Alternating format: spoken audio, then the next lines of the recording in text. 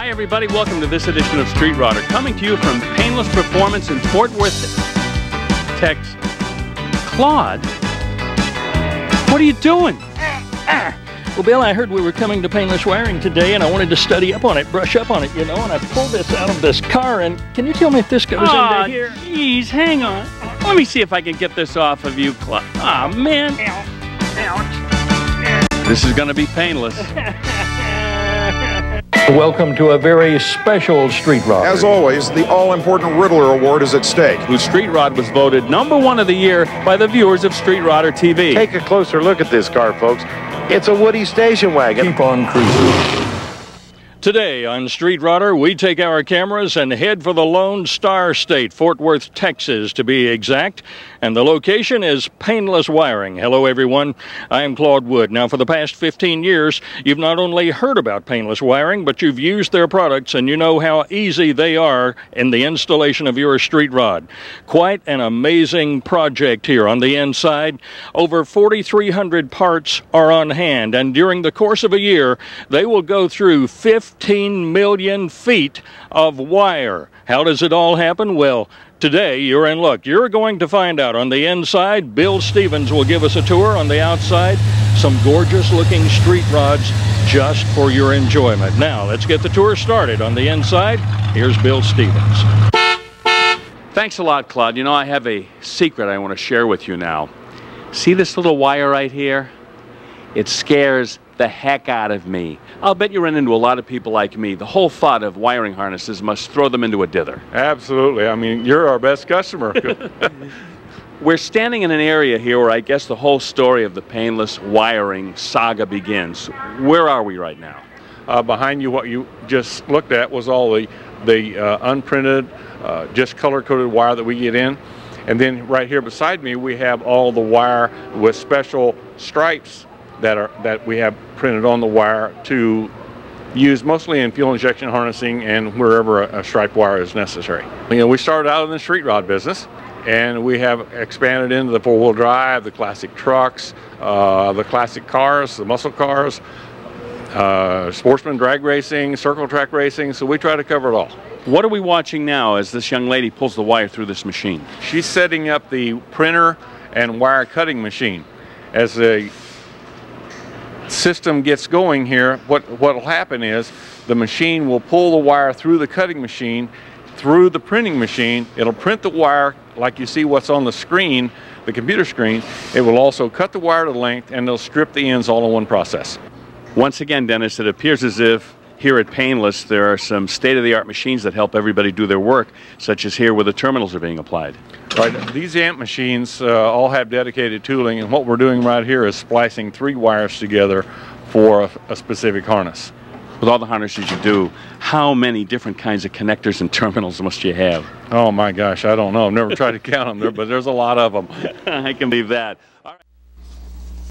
Welcome back to Street Rodder, coming to you today from Painless Wiring in Fort Worth, Texas. One of my pet peeves, you need technical assistance. You call in for help and you go through 12 menus and then 54 sub-menus, and then you have to leave a message. Not so at Painless Wiring. In fact, they have taken the pain out of getting technical support. When you call the tech line, you'll speak to Mike or one of the technicians here, and if he can't readily help you right on the phone, there's a room next door that has wiring harnesses there, exactly like the one you have purchased for your vehicle. He will pick that up, take it to a tech station, and find your problem. It's that simple. Now, let's see what Bill Stevens has found over in the shop area. Thanks a lot, Claude. I'm with Dennis Overholzer. He's the Executive Vice President here at Painless. This is fascinating, what I'm watching here. Can you describe what this next element is in the life of a harness coming to market? Sure.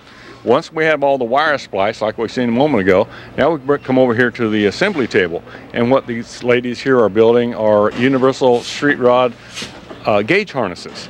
So you can put any type of gauges, you know, in your dash and so forth, and wire it up in one simple stroke.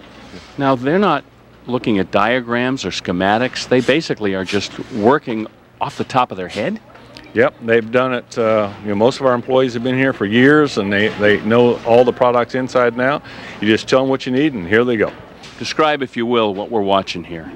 Well, what's going on in these boards, we call them the layout boards, and individual parts are pre-terminated or pre-assembled.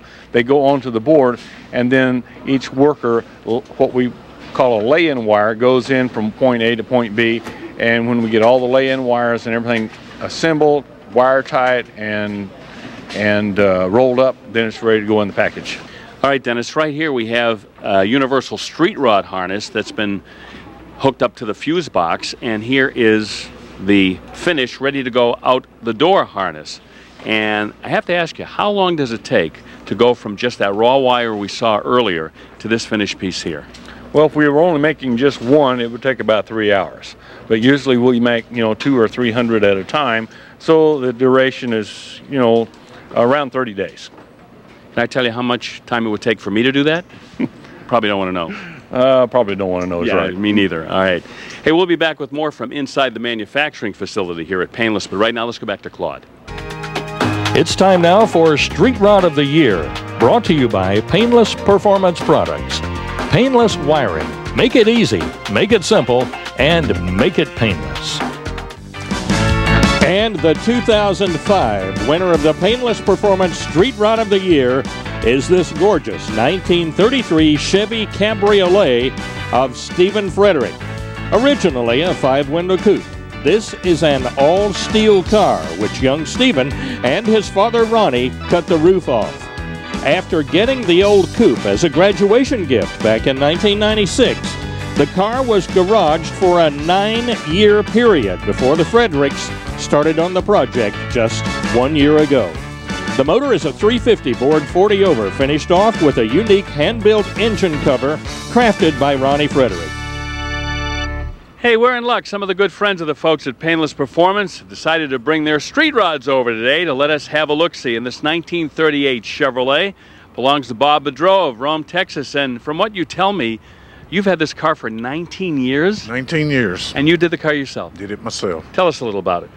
It's a 38 two-door sedan Chevrolet. It's got a 350 with a tune-port injection, a 700R transmission overdrive with a 308 rear gear. It probably gets 22.5 miles a gallon. It's been everywhere. I've already put over 120,000 on it, and it's going to keep going. I have no desire to get rid of it, and it'll stay with me forever. You're an inspiration for street rodders everywhere. The fact that you put so many miles on this car, and you've done the power tour with it. Yes, I have. Matter of fact, I've done 5 of them, but only one with this car. The paint on this car really catches your eye. What is the name of this paint that's on it? Well, it's a PPG turquoise. I like to call it cool turquoise. Sure is. I noticed it has bucket seats inside. Where are they from? They came out of a Toyota SR5 pickup. Bet you have a lot of fun with this car. I do have a lot of fun. Love to drive it. And it's great having this car 19 years. Street rodders, they build a street rod, drive it for a few years, and try to find something else to build. Not Bob. He stays with what he's got. Outside on the grounds today at Painless Wiring, another gorgeous street rod, and this one just happens to be a 1940 Buick, and it belongs to John Roberts. And I wondered, first of all, John, the reason you wanted a 1940 model. Well, the first car I ever owned or drove was a 1940 Buick Coupe.